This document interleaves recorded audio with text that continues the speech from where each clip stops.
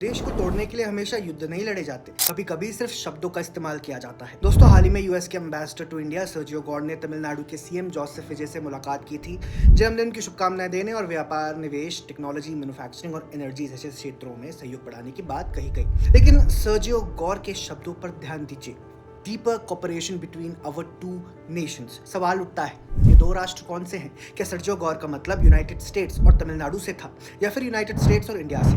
अगर इंडिया से था तो सीधे सीधे यूएस इंडिया कॉपरेशन या यूनाइटेड स्टेट्स और इंडिया क्यों नहीं लिखा गया? ये शब्दावली इतनी अस्पष्ट और संदिग्ध क्यों है? दोस्तों, डिप्लोमेसी में शब्दों का बहुत महत्व होता है। एम्बेसडर जैसे महत्वपूर्ण पद पर बैठा व्यक्ति जानता है कि हर शब्द का असर पड़ता है। तमिलनाडु भारत का एक राज्य है, ना कि कोई अलग राष्ट्र। किसी राज्य के मुख्यमंत्री से मुलाकात में टू नेशंस कहना उचित नहीं है। ये शब्दावली सर्टली ये संकेत देती है जैसे तमिलनाडु को अलग इकाई के रूप में देखा जा रहा है। ये सरासर अस्वीकार्य है, क्योंकि भारत की संप्रभुता और अखंडता पर कोई भी बाहरी या आंतरिक शक्ति सवाल नहीं उठा सकती। अगर एम्बेसडर गौर को यूएस इंडिया संबंधों की बात करनी थी तो स्पष्ट भाषा का इस्तेमाल करना चाहिए था।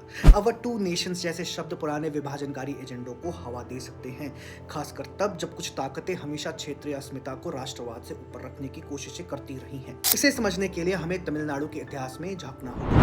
1930s और 1940s के दशक में यहाँ द्रविड़ नायडू या द्रविड़स्तान का आंदोलन जोरों पर था। जस्टिस पार्टी और ईवी रामास्वामी पेरियार के नेतृत्व में ये शुरू हुआ था। पेरियार ने सेल्फ रिस्पेक्ट मूवमेंट चलाया, जो ब्राह्मणवाद, हिंदी थोपे जाने और उत्तर भारतीय प्रभाव के खिलाफ था। 1939 में पेरियार ने द्रविड़ नायडू कॉन्फ्रेंस आयोजित की और नारा दिया, द्रविड़ नाडु फॉर द्रविडियंस। उन्होंने दक्षिण भारत के 4 भाषाई क्षेत्रों तमिल, तेलुगु, कन्नड़ और मलयालम स्पीकिंग एरियाज को मिलाकर एक अलग संप्रभु राष्ट्र की मांग की थी। 1949 में सीएन अन्नादुराई ने पेरियार से अलग होकर द्रविड़ मुनेत्र कळगम या डीएमके बनाई। शुरू में डीएमके भी द्रविड़ नायडू की मांग का समर्थन करती रही, लेकिन 1956 के स्टेट्स रीऑर्गेनाइजेशन एक्ट के बाद भाषाई राज्यों के गठन से ये मांग कमजोर पड़ गई थी। 1960 के आसपास डीएमके ने अपने पार्टी कार्यक्रम से सेसेशनिस्ट मांग हटा दी थी। मुख्य धारा की पार्टियों ने औपचारिक रूप से इसे छोड़ दिया, लेकिन क्षेत्रीय गौरव, संघीय अधिकारों की मांग और कभी-कभी अलग पहचान की भावना तमिलनाडु की राजनीति में बनी रही। तमिलनाडु लिबरेशन आर्मी जैसे छोटे-छोटे समूहों ने 1980 के दशक में से फिर से उछाला।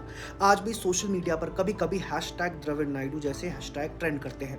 अब सोचिए, जब सर्जियो गौर जैसे फॉरेन डिप्लोमेट तमिलनाडु के मुख्यमंत्री से मिलकर टू नेशंस कहते हैं, तो ये अतीत की उन विभाजनकारी मांगों को अनजाने या जानबूझकर रिवाइव कर सकता है। ऊपर से ये भी कोई सीक्रेट नहीं है कि कैसे यूएस दूसरे देशों में राजनीतिक उथल-पुथल को बढ़ावा देता है, वो भी केवल अपने इंटरेस्ट्स के लिए।